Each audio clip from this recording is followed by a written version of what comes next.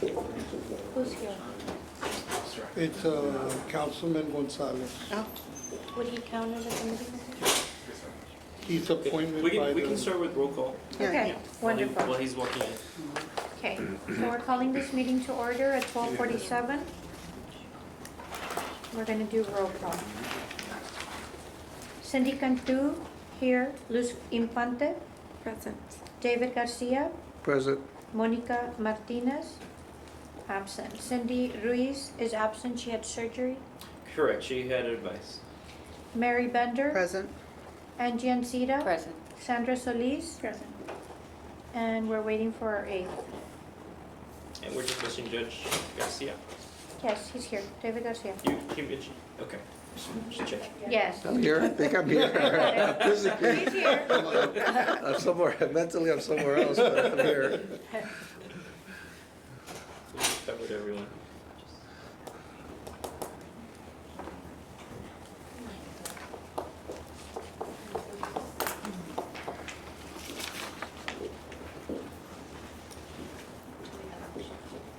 Oh, he went to the animal shelter. Oh, pobrecito. ¿No le mandaron email? Yeah, it was my fault. I didn't tell him to go there. Do y'all want to just review the minutes? We don't have to have discussion, just review them, and then once we have quorum, we can Approve them. discuss and approve, yeah.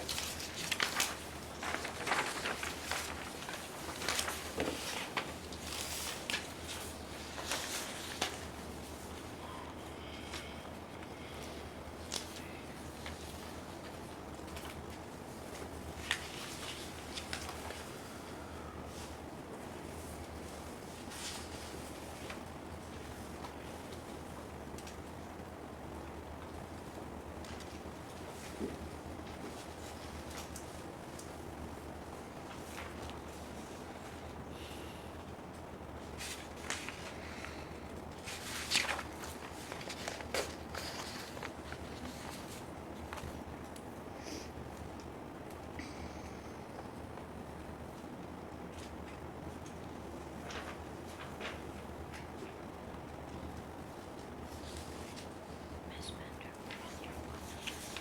763.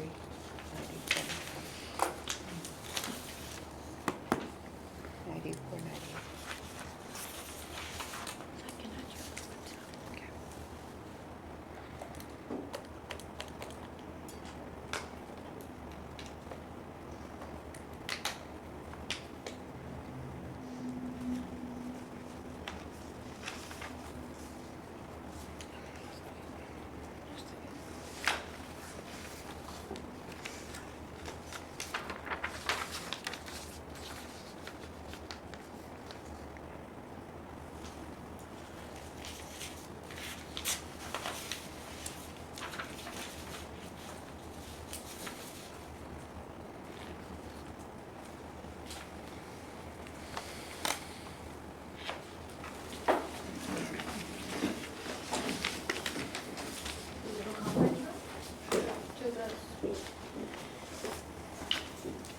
Sí, sí. Por favor. Do you know where Donald's office is at?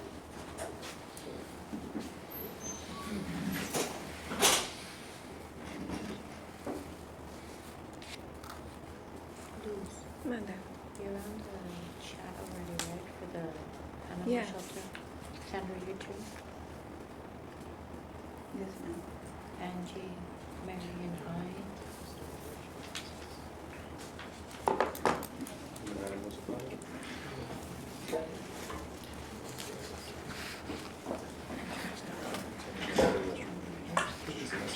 Yeah, because you're. How are you? Well, how come you moved from the table? Be closer to the action over here. Okay, okay, all right, The gotcha. other councilman comes in, he's gonna be here. I'm gonna sit next to the council. That's fine.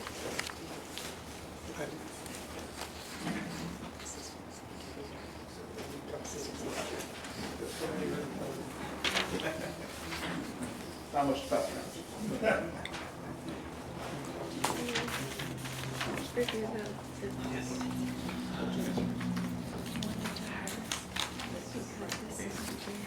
So, ¿cómo le hacen ustedes cuando están paralizados?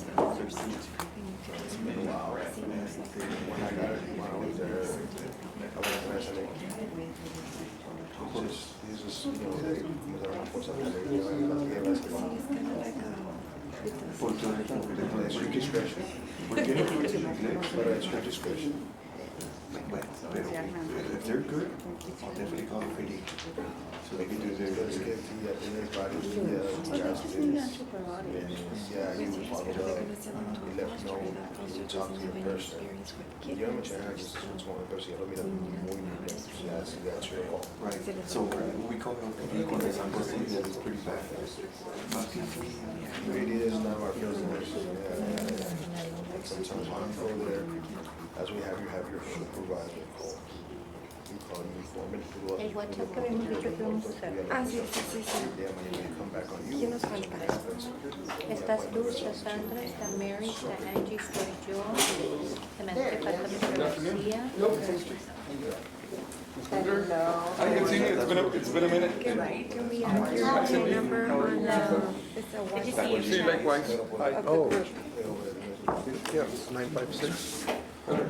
Ready? 740 Waiting on you. 1822. So Councilman Gonzalez is here. We can continue with citizen comments? Yes, we have reached quorum, and we did have an electronic comment submitted. I just want to read it to you all before we have those in attendance. It's from Kayla Vasquez, and the message reads, "Good afternoon, thank you for reaching out. I would like to suggest to have longer working hours so that it is accessible for people who get out of work at 5 p.m. That's one of my suggestions for now. Thank you, Kayla Vasquez." Okay. And then those in attendance, so we can start with. Thank you. My name is Erin Baxter Haynes, and I am the new president of PAL, working very closely with Mary Bender. And I have a letter to read today, and it is not from me. It is from Jackie West, and I'm reading it on her behalf because she's in Michigan. Thank you for giving me a minute of your time to hear concerns about what I've heard is a proposed 18-day maximum stay policy for shelter dogs. This is horrific from the point of view of those of us who help find rescues for the dogs. I'm admin of 2 private Laredo shelter dog pages for rescues, which include many out-of-state rescues and some in Texas. I also monitor a 3rd page run by a rescue for their fosters, uploading videos and trying to keep tabs and delete dogs no longer available. Here's how it works. The first view I get of many of the dogs is the intake photo, and it's often taken in the truck bringing them in the shelter foyer, or quickly snapped in a kennel. These are often not the best quality photos, and they would not do to attract a rescue, unless the dog is very obviously a purebred, like a golden retriever, a boxer, or a Great Dane, or maybe a small, cute, fluffy dog. Those are snapped up immediately, often with multiple offers. However, I do see some that I think have potential to get a rescue, if they are dog friendly and HW negative. But finding that out takes time. The first step for larger dogs is to request temp test videos. Getting these done can take several days, depending on what's going on at the shelter. There may be adoption events or surgery days or transports leaving with paperwork needing to be prepared, and the personnel who take the videos or the kennel staff are helping, and then they're unable to get the videos. Sometimes the videos are done right away, but many times, unfortunately, they can't be. Then, if the dog is good and appears to have potential to attract a rescue, but has not been snap tested, I have to request a snap test. Again, a wait of up to a week, sometimes longer, ensues. The vet tech staff and the kennel workers do them as they're able, but they also have other duties. As an aside, more vet tech would definitely help on many fronts, including making sure that vaccines are administered to all the puppies. Another very recent failing, and one that just caused an issue for an out-of-state transport. Puppies need to get DAPs early so that they can get their second DAP 2 weeks after the first. I also need to know the weight and the age of a dog before getting serious about asking a rescue to help it. Dogs are currently not age estimated or weighed until they're snap tested. I know some shelters do this on intake. They have a big scale in the intake room. I don't know if creating an intake space would help with this, but if we could at least get age and weight and a decent photo on intake, that would certainly help.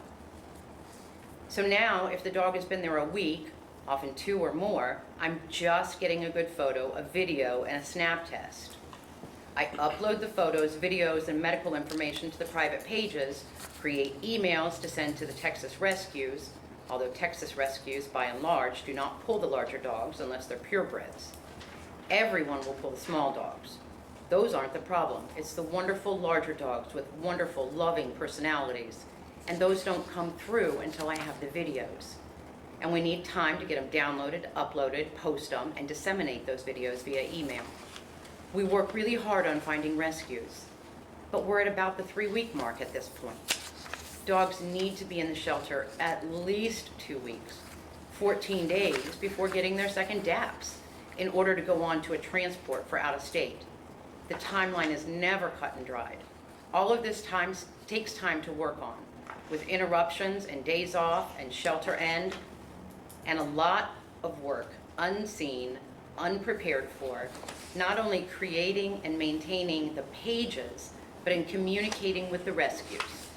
Messenger chats, texts about the Laredo dog shelters go on 24/7, 7 days a week. Questions are asked, relayed to the shelter for answers, videos are sent, tags are offered and sent to the shelter, transports are arranged. I realize that some dogs are not getting the chance to be rescued, but here's the thing. We will never rescue or adopt all of them. We understand that.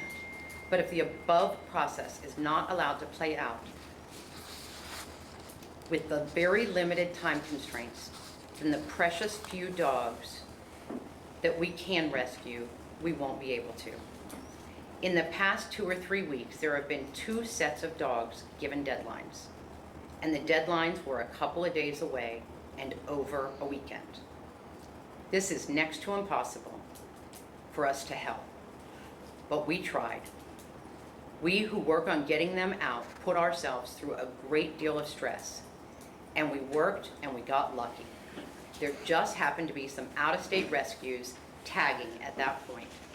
And one of the wonderful Texas Rescues took several. But they only help Laredo about every 6 months. They rotate shelters. A few of those dogs were adopted, several were rescued, but a few were not saved. Here's the thing. We cannot count on the rescues to be waiting in the wings to save the dogs on a 2-day timeline. And you can't put us volunteers through that without burning us out. And we don't want to get burned out. We want to help. It is extremely stressful, and I plead that you don't do this. If you must give a deadline for euthanasia, please give us a week's warning and allow for some flexibility on the dogs that are being worked on for rescues and who have a chance. Many long-timers have gotten out. There's a New York rescue, a group of New York, Chicago, and Canadian rescues who pull once a month from Laredo. Dog is my co-pilot, no longer flies into Laredo, but a few of the rescues that started helping Laredo through that program do still help, but they do it once a month. We can't count on them if we have a 2-day timeline. They only help once a month. Texas Rescues usually don't pull the bigger dogs or the harder to place dogs, so the only hope for those dogs are these out-of-state groups. And we've had great success. But please note the once-a-month timeline. The dogs that get out via these groups have to have been in the shelter at least a month, and often longer. The largest New York rescue used to pull about 30 dogs a month. This last month, they took 7. Other rescues stepped in, and we got 40 dogs out on that transport, and 25 on one to Colorado and Utah. In both New York and Utah, there's currently a shortage of veterinarians. I have no idea why, but I'm hearing this nationwide, and particularly from those states. Rescues can only continue to save lives if they get help with the spay-neuter in Laredo. And thankfully, this has been able to be done to an extent. Not all dogs are sterilized, but enough adults are to help them out. It is vital that it continue or this falls apart. There are other shelters that provide this help, and the rescues would just leave and pull from there. I hope this gives you some idea of what the issues are. A special plea. Please give truly adoptable dogs more time. This won't be everyone. Aggressive or sick dogs aren't going to be rescued. We understand that. I'd be happy to have a phone conversation with anyone that has questions. Thank you for listening. Jackie West. Thank you so much. Just for the future, just to be clear, since we only have 3 minutes, would it be something, wouldn't it be better like if we would get that letter ahead of time so we were able to like look at it, read it and everything, and then have 3 minutes to discuss? We can't discuss open, public comment. We Okay. can only accept. Yeah. Okay. Well, thank you so much. And we did write our notes, so we can go ahead and take that into account. Thank you. You're welcome. Any other citizens' comments? Anything else? No? Okay. Okay. So can we move on to the approval of the minutes? Do you have a motion? Motion. Do you have a second? Do you have a second? I'll second. Sandra. Minutes approved. Can we go ahead and discuss new business? Discussion with possible action regarding ACS sterilization and matters incident thereof. So who had brought up that? I think it was me, Is it if that- it had to do with the okay. sterilization. I wanted for the group to bring back the what's happening right now with those pets that are being released to the public and are not sterilized. I think we're shooting ourselves, because we are leaving the responsibility of the sterilization to someone that was unable to, pay for the adoption of the animal. And that's why we're facing this issue in the city and everywhere, I think in the state, that people are not being responsible and giving or giving the time and the money that is needed to sterilize the animal. And by us just giving the animal away without sterilizing it is just counteracting. I mean, it's just not working for us. So just to clarify, are you I'm referring referencing to the- return to owners or adopted animals? Well, actually, to both. If you the animal went outside and animal control had to pick it up, it's not neutered. Guess what?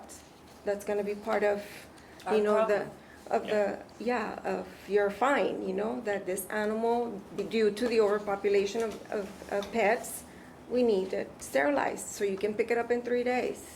So our policy as a department is any animal that leaves as through adoption, right? Primarily through adoption, we do provide that service of sterilization for free, and we do require them to get it. If they adopt an animal out of our shelter, they have to get the animal sterilized with us, right? With our vet. So the animal's not released until it's sterilized? I guess is our question. Correct. So there have been some instances in the past where we do allow the pet to be fostered, right, until it is adopted, until the process is complete, to make space, right? And so that's the way we've been operating, from my understanding, in the past. But our policy is to any animal that gets adopted does get sterilization. So the moment it's released, it's already spayed or neutered. Okay. That has changed recently. Yeah. How about We've fostering? been on top of it. Fostering, that one is a little different, depending on the availability of the surgery dates. So if we have the opportunity to have the animal fostered before the surgery date, we'll have it fostered, and then come the surgery date, they'll bring in the foster. I think that's and what get it. Ms. Infante is referring to. when With they our go to, fosters. yeah, that thin line And that we also- all work Yeah, with. yeah. You know, that's, I think that's where there's not enough staff Mhm. and to follow up, to bring those animals back to It's you been all. a challenge in the past, but we've been addressing it a lot more directly reinforcing it a lot and better. reinforcing those policies. So we're taking care of it as best as we can. Because that was the biggest concern. Now, I did my own, I called animal care services around the Yeah. area, kind of finding out, you know, what they were doing when it came to sterilization, because I believed, I was ignorant about the fact that the animal care services was not supposed to be the one providing sterilization for the community pets. I mean, if the pet had an owner, it's not really what the ACS, they do is they partner with an organization in order for that organization to be able to provide the sterilization either free or at a reduced cost. And that was something that I think we need to find out exactly what is needed and how we can get an organization that is already established, you know, that can help for the community to get the pets sterilized. So I know that the department in the past has partnered with Pets on Wheels, Wellness on Wellness on Wheels. Wellness on Wheels to try to get some of those community pets. APA, while they were with us, they were also organizing vaccine drive and events for community pets. We are in the works, since we got the grant with Petco for $75,000 with our vet, Mr. Dr. Lopez. We're going to be working with him to start doing in-house community vaccine events, right? And so citizens will be able to come into the shelter, bring their pets, and we'll offer them a reduced sterilization. Okay, but what about the sterilization? That's what They're gonna we're be offered addressing a reduced primarily. They're reduced, because sterilization. he mentioned vaccines, and then at the end. Well, right, APA was doing sterilization. vaccines and sterilizations and all of that, but we'll be doing, primarily the program, what we're doing is sterilizations is what we're focusing on. I guess what I'm also seeing, you know, I see labs and I see Best Friends for Life doing, last year they did 1,000 surgeries. And I was waiting for also the, you know, the city or whoever the city partnered with to also do the same amount of sterilizations. I mean, it's something that we really need to work on it, because that's the only way we're gonna get to actually see change when it comes to the overpopulation of animals. So, that's just, I guess that I wanna see it at a different level, you know, to 25 spots or 20 spots available. So what do we need to do? I have Because a we question. had a vet that we were working with and we're not there yet, so like, what can we do? Because that's gonna fix our issue with getting the animals that we have here out to fosters and to transports and to rescuers, and it's like, the overpopulation is really our concern because we don't know what to do. To answer the question a little more broadly, as you all know, the shelter has in the past struggled or has had not issues but challenges with getting other vets on board, collaborate with our department and other nonprofits that do those shelter, the vaccine clinics and the Yeah. sterilizations. So it's been challenging to find partners in that area. Our vet that's coming on board, Dr. Lopez, we have he bid for the contract, right? And so right now we're in the contract negotiations part, and we're gonna see if we can get him on board. As soon as that happens, right, then that will free our resources up so that we can focus a little bit more on the outwards facing community animals. Because really, he's the only vet we're working with right now. And for one shelter, I mean, it's pretty that's limited what we can do at this time. We want to be able to get to that point where we can address the sterilization issue, right? But we're not there yet, but we're working towards that. I have a question. Does rescue get free sterilization from the shelter? From my knowledge, we do work with some. But Because the I'm not problem is- entirely sure. I can look into that and get back to you all on that. But not all the animals that are being rescued or transported, not transported out. Like, for example, I know that for Best Friends for Life, I know they've adopted even sick, kittens Yeah. with, we're talking about Right. ringworm, and the animals, don't get any type of help. They assume the responsibility in order to help, The shelter. ACS, yes, the shelter. But it's I guess more for me is just that the sterilization of the animals and how we can speed up things. I think that's something that the new director will be able to handle and maneuver. Hopefully we'll get somebody that has quite a bit of experience, I'm hoping somebody from out of town that has more progressive thinking, that has the association with the national level rescue groups that can negotiate a contract, apply for the grants that I was so vocal about, because the money is out there. We just need an experienced director that can write the grants. I'm sure they'll have help, but is articulate enough to be able to get those grants and help. We haven't had a director like that, unfortunately. And that's what the city should be looking for, a go-getter. Somebody that's looking at the shelter, not as a business to make money, but you handle it like a business to be able to get those contracts, to get those grants, to be able to build those relationships. You need somebody with a lot of people skills, not just somebody that wants to look pretty sitting in the director's chair. Okay, so coming back to the sterilization, we have the vet, Dr. Lopez, coming in, and we're going to be looking to see what numbers we're talking about, what it is that he needs on his negotiations. But that will be in the in-house. Yes. Yeah, okay. Because And we then- have had an in-house vet before, so I'm sure we're comparing what she needed back then, why she's no longer here, what improvements we can do to make sure that we don't, we can improve, Yeah. exactly, with the new one coming in, and that he has the resources to do what we need him to do, because we're still paying, but if he doesn't have the resources to do, and the equipment, and the medicines, and the people, and the tax, then those sterilizations are not being done, and that's why we have that problem. Okay, But again, that would resolve the in-house animals. Yes.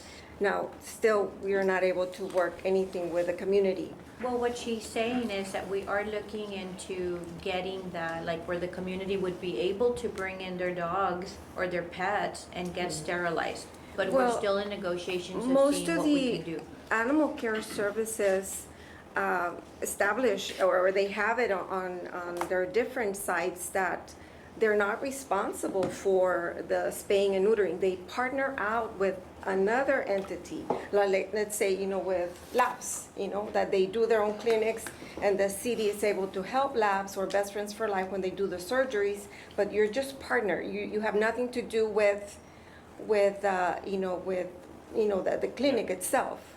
And that's what San Antonio is doing. That's And what the new Perk director is. has to bring to the table.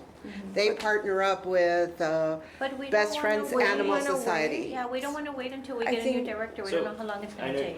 since you brought up other shelters, so the responsibility for taking up sterilizations in the community really just falls on the community itself. Their community decided that a partner should take care of that, whereas in our case, where do we turn to, right? So we've had to take that mantle up ourselves and try to figure that out. I guess the comment you're making about waiting for the new director is really just so that we can provide, so that the director can provide continuity with that program and establishing that. I know that right now, Mr. Gonzalez and the team, we're all working on what the money we secured with the $75,000 to try to get that project going, and so we should have something next month. But that directly addresses the issue that you're bringing up, right? Your concern with community pets, and so we're working towards that. Yeah. But $75,000 isn't very much either. It's not. It's not. I know the last figure we were talking about was up in the millions, so, you know, it's not enough, but we're trying. Yeah. We're doing what we can with what we have. May I address a question to Mr. Charles? I don't know, during the research that I was doing, I read that according to state law, ACS cannot provide spay-neuter surgeries for people's pets. Is there anywhere specific that it's stated on the What state law are you referring to? It's because several of the entities that I was looking into, you know, that's like their first line, you know, saying that they're not responsible or they're not due to a state law, that they're not the ones that provide. That's why they have to, you know, partner with other organizations to do the spaying and Did neutering. reference a specific statute? They didn't specify the statute. I'll look no. into it just to make sure that we're I in said maybe compliance with it's- everything, but I'm not aware of any specific statute Okay, that prohibits it, but I'll look into that and work with the department. okay, very well. Let's move on to the discussion with possible action regarding adoption fees and any matters incident thereto. Yes. Oh. No, go ahead.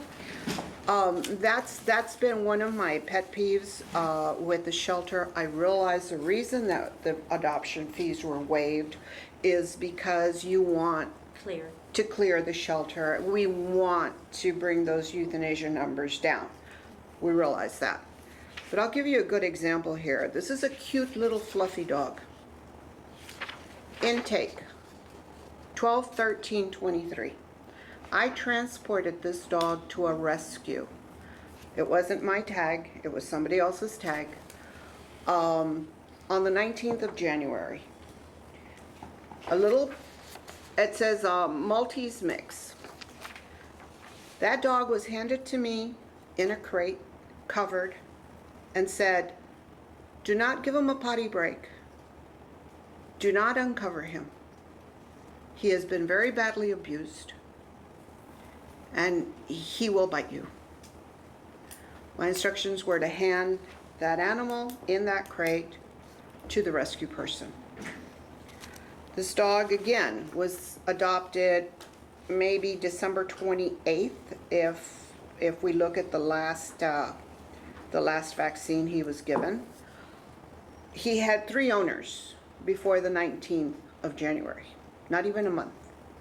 And the last owner, and I cannot verify all of this because nobody wanted to divulge names.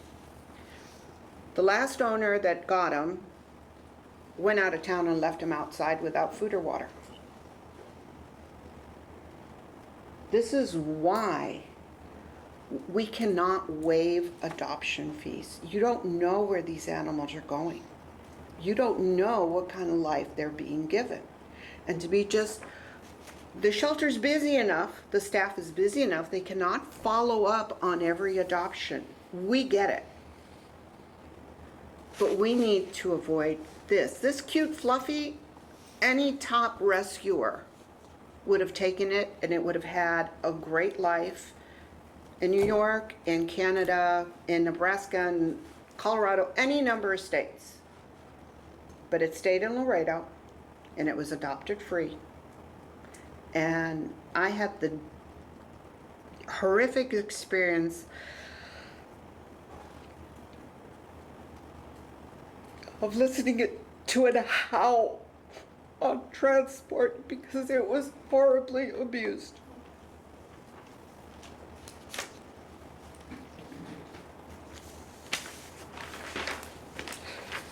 So we want to find a solution, we want to find a recommendation, we want to suggest, because we tell our kids what doesn't cost them, they don't take care of. You're giving these Exactly. things away, they're not taking care of them. So, do we want to kill them? No. But what can we do? What are we allowed to do? What are we allowed to suggest or recommend? Because it's really like, it's year after year after year after year that we have the same problems, It's the same neglect, the same abuse, the same numbers. It's like, it's just not improving. It's seen every day. And we see it because we're out on the street. So just to elaborate on that and just to explain, the full powers of, that you hold, right, as a committee. So these discussions are great, right? The committee, can put forth recommendations. Recommendations have to come, you put it to a vote within your committee. If you get the majority vote, then it comes through as a recommendation to the liaison. Then that goes to the department, right, to management. Now, any recommendations made by this committee, not to diminish the recommendation, everything will be taken into account, but it's not binding on the department, right? I mean, it's all gonna be assessed and analyzed, whether at the department level, the management level, and if it requires, a council action, then at the council level. So, for example, I know Ms.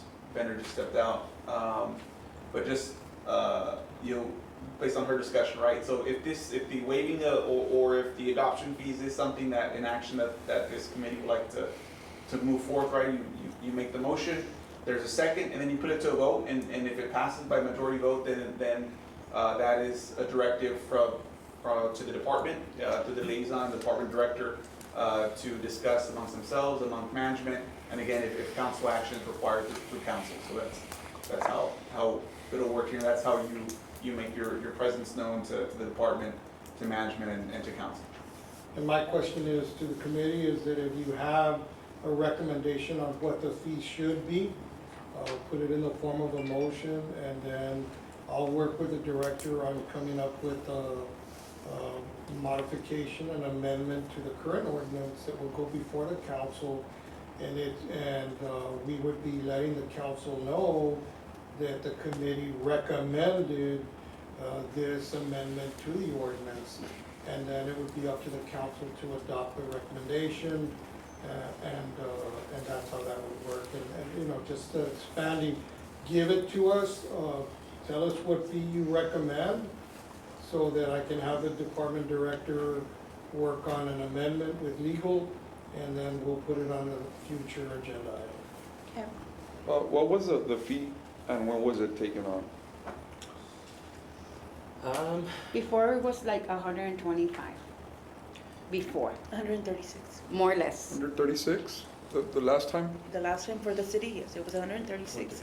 Because there was the 75 and then the 15, the rabies, and it was like broken down. Sometimes, I'm sorry, Christian, I'm coming for you.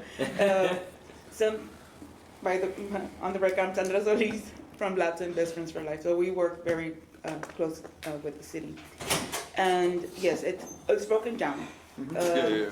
So sometimes the city will waive, the fees, and because of the recommendation of a council person that they're helping the city to lower, to help out, or if anything, also because they're waiving also the rabies or something to push. I get to push adoptions, to make space. And how long have we been operating without a fee? It's been quite a while, almost 3 years. 3 years? Oh, more than a year? Yes. Okay. It's been quite a while since they stopped. 3 years? And it's sad. not like it improves our numbers, It didn't? or it's not like it Statistically, improves our it- situation. No, The because abuse cases are Are higher. higher. We don't feel that that's the solution. The thing is to that- And it close also, shelters. I think, I'm sorry for interrupting, it affects our shelter that is also trying to put animals for adoption, that they're fully vetted, Yeah. sterilized, and then oh no, we'll just get a free dog over here. Yeah. Whatever. And we're not helping each other out. the frustration has always been that we won't not pull no dog or animal up for adoption, not even for foster, if they're not sterilized. The risk is Because a cat, they can run away, and they can, They keep in 2-3 reproducing. months they'll reproducing. reproduce. Yes, cats reproduce almost 4 times a year, dogs only twice. So that's why the overpopulation of cats. And we have cases where it has been adopted from the city shelter and they don't follow up. And I understand because we're in the same boat that we're very understaffed. And they don't follow up and they come to us, pregnant, and you've been there too. or they've been pregnant, they get pregnant, and because they don't follow up, making sure that animal gets sterilized. That's the only, I understand where she's coming from and where everybody's coming from, where we don't have enough vets, to work with to sterilize the animals. So that's where I think we all have to come together and find a solution. How can we all rescues, everyone, work to help more the community and sterilizing, especially those large breeds. So y'all Yeah, feel the that, large breeds. adopting fees would impact the euthanation rate? We're at 56% live release right now. Yeah, it's not, It's not gonna it's, make it any worse. It's always, it does help, and I'm talking on my end, it does help when, because once upon a time, I can tell you like 4 years or 5 years ago, labs also implemented the free. But we noticed that if you don't give a value, Yeah, no, I understand that. Exactly. Yeah, no, I so understand. yeah. now our Sure. animals, the only ones that, that go for free, it's because someone else sponsored the animal, and it's basically our long-stay animals. They've been there for 2 or 3 years at our shelter, that we will waive those fees because they deserve to go and home. $136 really to get an animal? Yeah. Like, if you And can't fully afford vetted that, and you don't sterilized. have an animal. Yeah, How you're much right. does it cost to Exactly. adopt labs? The Our age. adoption fees for labs is like puppies under 8 months, it's 140, and for Large breed? older, it's 80. And if it's a long stay, Yeah. usually we'll ask for, Guardian Angels to sponsor those. And with Best Friends for Life, with cats, it's the same, 80 for adults, 140 for kittens. But they're all fully vetted, completely vetted. Yeah, okay. And for our working cats, because we also, when we pull from you all, we pull and we don't see sometimes if they're good cats or if they're skittish or, so we pull adoptable. So our working cats, our working program, sometimes we do leave it at $25, but we do have that, or a donation for those working cats. What we would do is we would send it to the director to look at our benchmark cities. Our city, city manager has benchmark cities that we compare ourselves to. So what we would do is have the department go and research the fees that those benchmark cities are handling, and then look at what we're doing internally in our own community, like with yourselves, and then and then put that forward to the city council. But being that, so maybe y'all could make a motion to have the department proceed with the implementation of an updated fee schedule, and to take that to council, or to bring it back to committee, so that you all see what's gonna be proposed, and you all can say, that's what we want. So that we could say one of two things: the committee approves this and recommends it, and then we kick it over to the council at that point. So that's kind of the operational, that's how we could put this thing in motion. We need them to get, kind of look around and see what's happening out there, across, our 7 benchmarks, and then what we have with you here locally, and then we can put it in writing, show it to you, get you all's thumbs up, we push it to council. Yeah, we need to be cautioned on how these benchmark cities are. They might not have the same issues we are having, so they might have their rates at 200 plus, and we don't want to do that either. No, Yeah, definitely. we want to stay. We'll bring it back to committee. Bring it back to committee, Yeah. and then we'll have it Propose. blessed. Can we do a motion? We've discussed and discussed and discussed, and we've not made any recommendations. I called right now and it was $138. So, So let's the do current it. fee that was waived just for your commission, $65 is what we waived. That's what's currently in the ordinance. It's being waived at the moment, but currently it's 60, so, with information, if we can bring it back at the next meeting and with some numbers, or if you have a proposal, that would require an ordinance to change it, right? So, But the $60 included like the fees that we have? I don't think so. No. It's kind of like the was base. just adoption. Yeah, it's only Okay. the adoption, and we still have to, they, There are other fees we did. associated with, That's where with the the process. 100 and some Because comes I don't in. think the vaccines are gonna change or the Okay. price. Yeah. We can So, only change Wait. probably the adoption fees. so can we move forward with a motion to have, Staff.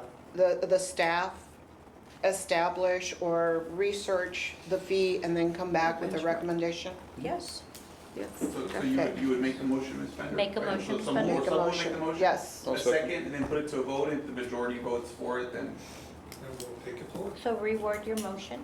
Make your motion so we can have it. I motion. I motion that the Adoption. Staff. the staff go ahead and research the benchmark and come back with a recommendation so we can reestablish an adoption fee. Second. Excellent. All in favor? All in favor? Aye. Anyone against? Motion passes. You have to. Okay, so let's go ahead and move on to discussion with possible action regarding community service in lieu of or waiver fees with return to owner procedures. And this is something that we wanted to discuss, like community service on, you might have somebody that cares for their animal and for some reason it got away, they're here, and they cannot afford the fee, and then it keeps adding up, and it gets impossible. So our question was, are they able to do some sort of community service in order to regain their animal? So currently, there's nothing in the ordinance, but We can, I believe that recommend it? that's a motion that could be put forth. And, you know, if approved, that's something that we could take to council and make an ordinance, create an ordinance within our muni code that would allow for that. okay, A motion to. Yeah, basically when, I know it's very hard for people when they don't have the means to, but they love their animal and they don't have the fees to pay. One of the, what I've seen in other cities is that they will waive those fees, you know, for the boarding and for them staying here and not having their rabies and, you know, and they will sometimes make them, you know, make sure they have like 6 months, 5 months, you know, to spay and neuter that animal. If it doesn't go through, Yeah. if you all don't fix it, right? But they will give that fee to them, where this is, you cannot do, you know, pay cash or whatever, because there's but, some things you can have your volunteers do, and these people can do that. I mean, if I didn't have a way of paying for something, I would work for it. Mhm. So you can have things where they're not exposed to an animal biting them or something, but some sort of cleaning, some sort of picking up, something where we're able to benefit from it and they're able to obtain their animal. I have spent many So hours in win-win. the cat village. Maybe a So motion, can to- we have a Are motion? these fees at the municipal court level or are they here? Because some get cited, no? They're So- here, so- it's a so this is- citation.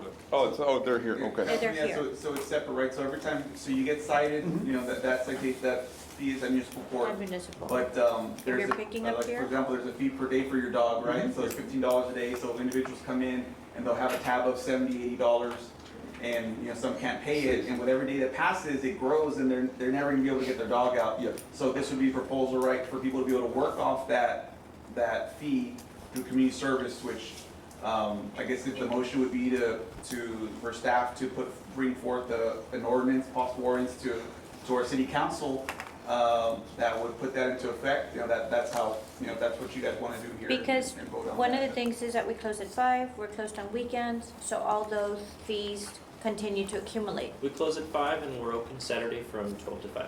Okay. Yeah. So that, like he mentioned, that's something that we could recommend. a as a perfect committee. example was like in the, you know, because they even called me directly. They picked up a cat, and it was in the holidays. And you all closed, I think at 12, or the office staff left early on Tuesday. And they picked up the cat, one of the ACOs, the lady basically came up behind. Running behind the you all. She wanted her cat back. They said no, that she needed to wait, this is Tuesday, that she needed to wait until Wednesday, because Thanksgiving passed, or New Year's, or whatever, you know, all those are holidays. So then she was fine for the whole week, for the 7 days. So I don't know about that specific case. And they don't have their animal But over the holidays. I can say that I've dealt with situations like this where where we've been closed on a Tuesday and they had to come on a Wednesday, and I said, waive Tuesday and just have them pay up to Monday. So we work within that degree of what we can. I've even had a situation where they had to pay $140 and they didn't have the money right now, and I said, if you can come tomorrow, we'll keep it at $140, right? So we have done what we can, but if you, as a committee, want to come up with a recommendation to solve some of those issues, then let's move forward. And would these community service workers just to be at the animal shelter or a broader? No, just I think they have to do it at the animal Okay. shelter. All right. Well, then that needs to be in the motion. Secure the fences. Yeah, that needs to be in the motion, I would say. I have a question. If you know you're gonna close earlier, why you don't open early for the community to come and get their animals? I haven't seen an instance where we closed early. I know it was on Thanksgiving and I went, it was like 1 something and they were closed. Oh, that might have been the storm. Yeah, that might have been. Why don't you go back to the normal hours operating the shelter for the people that pick up dogs or wanna clean their dogs? We'll be working very closely with the new director to be able to determine what changes need to be made so that we can address that. I agree with Ms. Bender, with what you mentioned earlier. We need to have an open mind to make some changes to the way we've been doing business. That's why we're here now. That's why we're at this intersection, because we were shut down to a lot of stuff. Yep. Can we have a motion for what we're discussing about community hours for the people that cannot afford to get their, Okay. If I may also in that motion, if you could include, so a municipal court, they work off of $12.50 rate per hour. That's standard what's in the, what's allowed or what was set at. If you could also set an hourly wage, right, so people know exactly how much they need to work off, right? I mean, What's the day fee? Can we make it 15? So the daily fee is at $10 per day. no, we don't. Boarding. So Oh, okay. So y'all don't want to do an hour, $10 an hour? I would That way say- they finish the day and take their. $10. Yeah. But would you charge them $10 for $10 for boarding? How much do you charge for vaccines? Vaccine. And also for I the believe fine. it's like 5. So they're gonna be able to do community service for vaccines? Well, the dog is automatically So- vaccinated. Oh, We So- have a $15 impoundment fee, and that's a one-time upon return. There's a $10 boarding and care per day. And for vaccines, we do have just looking for I mean, if you're getting Specific. it all here and you can do community hours, it's a It's a win-win. win-win. I think it's a For win-win. us and for Yeah. them. And these people really, I mean, my dogs have gone now. It's not that I'm a careless pet owner. no, mine too. Just the standard. And from inside the house, they walk in between your legs, they walk And there's only out. one, the other one doesn't follow one. Yeah. Used to follow. El terco. Just a standard, so they five. don't get Oh, charged. yeah. No, No, that's, because that's they're on a that, vaccine act. upon and take Just their to make sure. vaccine. So yeah, so it's $10 Not a always day. the case, but. It's the $15 impoundment fee, and then it's the microchip registration, which is $5. So the total is, But the microchip is $15 20. plus $20. the fine. 20. Yeah. when they So come it's out. 20. so then let's keep it at the municipal court rate, 2 weeks. $12.50. And then besides that, there's also, if they're not, you all fine them also if they don't have the rabies or they're not current with vaccines, correct? But that would be separate, that would be with municipal court. Okay, The if they get a fines, yeah, citation, the and fines then and they go over there citations and are then they with decide municipal over there, court. we don't wanna So deal what, with the that. recommendation you'll be making is for fees that are assessed at the shelter. Yes, $12.50, right? $12.50 an hour. Yeah. Let's just keep it the same, that way there's no confusion, makes it a little bit easier. And how much of that fee is gonna be worked off? Not all of it is gonna be worked off. Do we put We a can put a- percentage put a of the limit. fee? If it's somebody that can't afford it, that's why we're doing it. They would do the And the point 12:50. is They're gonna be here for an hour to do their To appeal to the 12:50. indigent individuals that don't have money, right? So, Exactly. Yeah, okay, I mean, it would make sense that they'd be Okay. able to work off the. Your the 12:50, Okay, balance. all right. definitely. okay. And we could subsidize medical vaccines costs for service? What, excuse me? We can subsidize the cost of the medical vaccine that the city pays for community service? Well, do they get vaccines? They do? Well, every animal that's impounded to the shelter, we give them a distemper vaccine, bronchitis, it's a respiratory vaccine, Yeah. and a tick and flea pill. So those aren't really charged to the person whoever comes in and redeems their animal. Okay. It's just a standard policy that the shelter has for every animal that comes into the shelter. So we don't bill them for that when they pick. Oh, so we don't, okay. No. Okay. So It's included in the $10. Do Okay. community Okay. hours. So All that, right. it's already baked in, so yeah, we don't have Okay. to count They do that. community hours. Do they get fined because the animal is not sterilized? Or do, there's Not yet, something right? inside? There's an ordinance Not that yet. pertains to that. We'll never- That's in the works. We'll never, Where's Depends the on your zip works? code. Okay, so can I have a motion so we can move on to the next agenda item? I make a motion for the community. Okay, to, let me reword. I make a motion for the community to do community hours at 12:50, correct? You know, in lieu of the waiving of fees to return to owner. We'll reward that. Yeah. Yes. Okay. Do I have a second? Second Mary, motion. okay, perfect. would these include teenagers, Pardon me? So, minors? minors To do the can't- service? minors are owners of animals, it would be the parents. The parents. So, an But, adult? to answer that, yeah, if the minor can do the hours for the dog, is that what you're asking? Yeah. I don't think. We have an age limit of the minimum age limit for volunteers in the 18. shelter. No, it has to be over 18. 18. Over 18. So it has to be Over an 18. adult that- Well, But then but- there's a Let's make that liability. clear. But if, And I'll include the ordinance, and what I'll do is It I'll, must I'll, be over 18 years of age. I'll create a draft of this ordinance, Okay. and I'll have it ready for the next meeting. That way I can provide it to you, and if everyone's okay with that language, then we can proceed with taking it to city council. Okay. Perfect. however, if a volunteer at the shelter is under 18, the parent must be there. Correct. Accompanied. So that is a good point, Yeah. because the owner will say, ese mi hijo. Sí. You both show up, baby. Okay. Okay, so discussion with possible action We're allowed- regarding new intake? Oversee? Could we just have the vote? I don't Yes, think we I'm voted. sorry. Everybody in favor? Aye. Motion passes. Who seconded? Mary Okay, Bender. Thank you. Discussion with possible action regarding new intake publishing information, which we're already doing, and we have it on the, we have On it our on the website. website, right?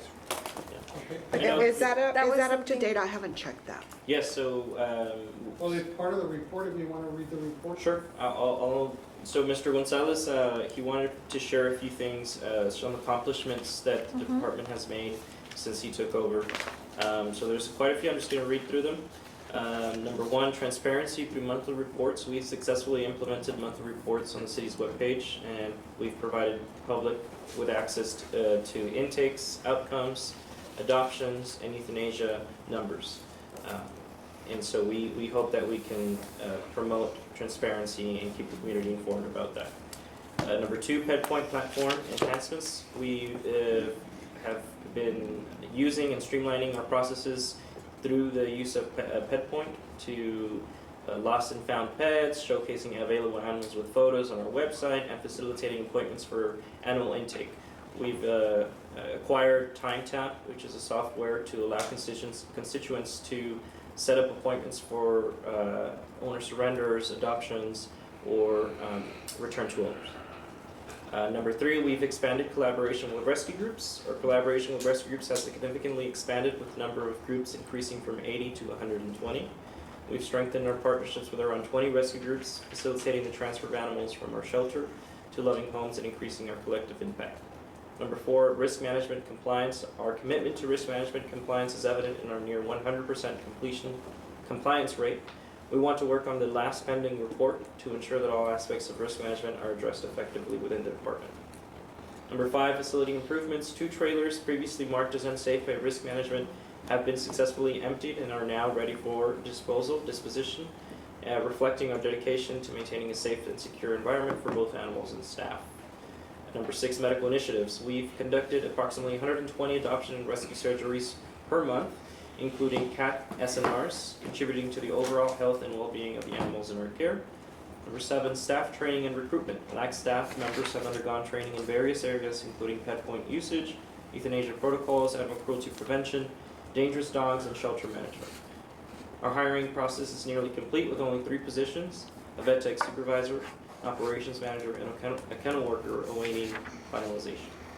Number 8, partnerships for training and knowledge sharing. Collaborations with organizations such as Best Friends and Operation Kindness Rescue Associations have allowed our staff to receive valuable training and benefit from the expertise in shelter operations. Number 9, ongoing and future projects that he wanted to share with you all. We currently have several projects in process, including the implementation of body cameras for animal control officers, laptops in animal control officer vehicles, and printers to give citations on site. A rescue van for the live release team, community surgeries, and vaccines for cats and dogs, and including grant initiatives with Best Friends and PetSmart. Additionally, we're working on acquiring new units for animal control officers and securing restraint equipment to enhance the efficiency of our operations. We are committed to maintaining a proactive and positive approach to our responsibilities at the Laredo Animal Shelter. We look forward to continued success and collaboration as we strive to create a safer and more compassionate environment for the animals in our care. Wonderful. So that was his report. Thank you so much. Very good. Very, very, very good. Okay, so discussion with possible action regarding injured and ill pets, please, to APA. Yes. I believe that was you, Mary. We, Pets Alive, have in the past transported numerous dogs to APA. We foot the bill. We ask for volunteers to get these animals up to care. We've not gotten any pleas for transport of parvo or there's been a few cats that go on the regular transport, but not any specific medical issues that need to go to APA urgently. We're worried. We're worried about that. Pets Alive works very closely with Jackie West. I am an administrator on those rescue pages that she works on. So we work real close. And she hasn't gotten any pleas for transport of especially parvo puppies. Why?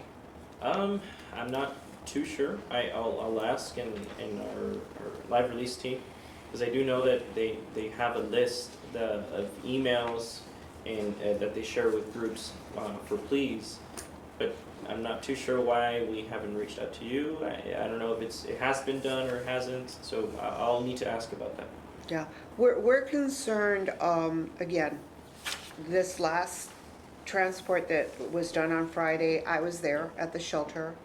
I also get a lot of feedback from the rescue groups. We have brought in more Canadian rescue groups that are tagging. And there were a couple of puppy deaths and on transport. There was another sick puppy that ended up in Fort Laramie, Colorado. Plus there was a parvo outbreak heading out to Buffalo. So when I hear that pets are being vaccinated upon intake, that has been contrary to what we've been seeing. So puppies, we don't vaccinate puppies right until they're at a certain age. So I'm not sure that case. And the other one you mentioned about the parvo outbreak, do you know more or less? Well, the dog was vaccinated the day of transport or the day before transport. I don't have that in front of me, but and he was a puppy and he'd been at the shelter for like a month. Okay. So like are I they said, being vaccinated upon intake? Is there selective vaccination going on? No. What is the criteria? Every animal that comes through our doors has to be vaccinated upon entry, whether as long as they're above at certain age. What is, I'm what not is sure. is it a 6-week or is it an 8-week? I We do 8 believe- weeks at vaccines, just, I believe we're at 6 weeks, but don't quote me on that, I'll verify that. because this is the type of thing that discourages new rescue partners. I've spoken to numerous rescue partners, ex-rescue partners over the years. And their biggest complaint is Laredo dogs get sick a lot. We have a lot of outbreaks, distemper, parvo, hookworms, giardia, coccidia. We have a lot of outbreaks. Okay, so I'll bring this up with Mr. Gonzalez so that he can give Look you all into an it. official response at the next meeting. Because we don't want And if he can reach out to you before then, Yeah, I'm sure he'll. I'm he will. available, yeah. As far as our protocols, I mean, we can attest to that. Every animal that comes through does get vaccinated. Wonderful, so we'll move on to old business, which is discussion and possible action regarding committee bylaws. And then the discussion and possible action regarding the creation of subcommittees and appointments to these and any matter incidents thereto. We're still working on the subcommittees. We do have our WhatsApp chat working. Angie reached out to me. We're just gonna add you, Mr. Garcia. We got your cellular number already. And we can go ahead and just decide what we wanna do on what we need to do. Awesome. That's what we have. Anything else? And regarding the committee bylaws, I thought we had already approved them. No, didn't we? No, Haven't we even- still, We don't have them approved. Not yet, no, those, I know Mr. Charles had sent them over to you all so y'all can review them. Mhm. So what needs to happen now is, once you review them, if there aren't any changes that you all would like to have made, then you can approve them at the next meeting. We might be able to do it for the next meeting, because I just want to check with Monica on some things that we Okay. were discussing. Wonderful. Can we put the euthanasia list for new business for next agenda? That's really crucial. We worked our collective off trying to move Yes. those dogs 2 consecutive weeks. The week before the 20th, we were able to get all 14 dogs out. But on the 20, the ones that had a 121 deadline, it was impossible. I was on Transport Friday, Jackie is frantic, we're trying to get these dogs out, and we couldn't save them all. So if we could have that so we could get a little bit more time to allow us to save, because it's the big dogs. These are all large dogs. They're not cute little fluffies. And I know that's something that Mr. Gonzalez wanted to be a little more transparent about, which is why we started posting, the dogs that are Yes, and that's, at risk of euthanasia, so that we can work with you all, the rescue partners, to get them out before the deadline, right? So we want to keep working with you all, and so we'll add it to the next agenda so that we can discuss that a little further. please. Deadlines are, we never like to hit that deadline, right? Administratively, they have to be there because otherwise, if they're not there, then we're going to continue to be over capacity. And as the city manager presented to you all at the town hall meeting, at the end of the day, these are policies that we discussed with the department, with the previous director and with the interim director, to have these timelines, because we need to get a shelter into capacity. We're like, we've been over by almost 200 plus animals, and it's hard to be over by so much. So the city manager did give a directive to the previous director and the current director to get the shelter down to capacity. And he told you all, nobody is gonna like the rule. And I'm starting to see some of the pushback of the rule. Today, we're seeing it, but the rule is there because there was nothing there before that was holding our feet to the fire to try to get these animals rescued and moved on.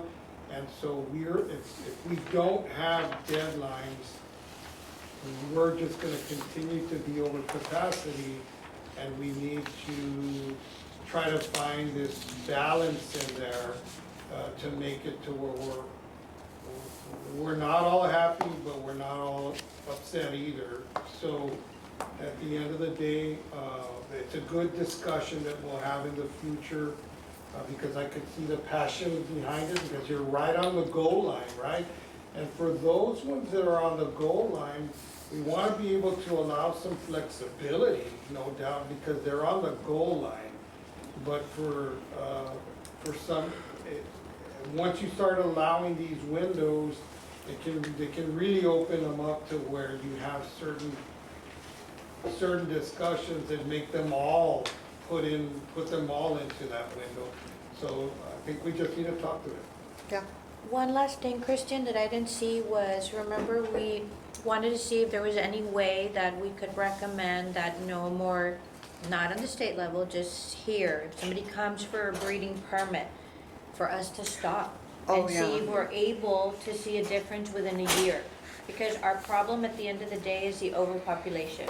So we discussed how we bring in dogs and how we keep them here for a certain time, and if we take them out and if we rescue, but at the end of the day, it's the overpopulation. So why are we allowing for people to continue to breed? It's like, so that's something, like, we can test out things where, is it gonna improve? You know what? It went down. Our euthanasia ratio went down because we no longer have 60 dogs coming in every day.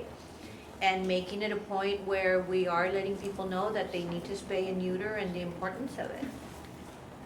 Because that's why we have all the stray animals and they continue to reproduce.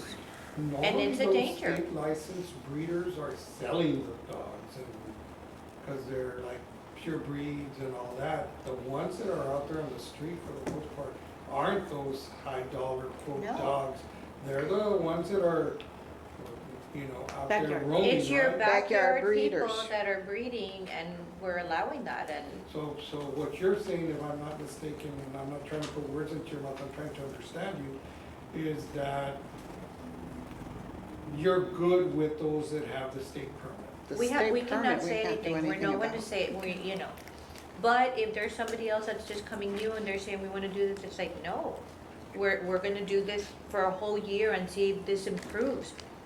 Because we just look at the fact that we have animals coming in here and that we're killing them, not killing them, or they being released. We're not looking at the animals that are out there and that might be sick, and you might be walking your daughter that's a year old and your small puppy, and there's an accident. And we want to prevent that. We need to be proactive. I get it. So How many permits do you have? This. In the past year, we've had about 2 permits. Really? That's Okay. all? so we can get it down to 0.